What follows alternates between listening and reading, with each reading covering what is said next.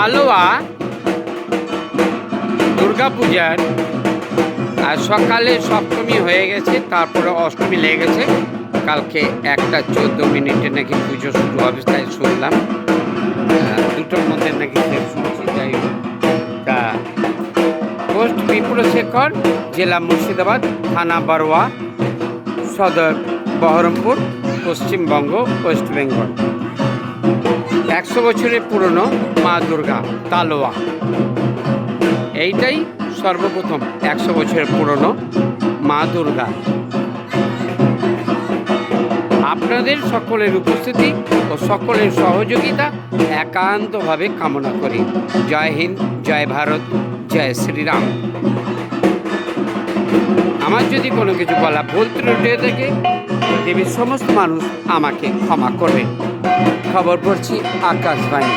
ধন্যবাদ।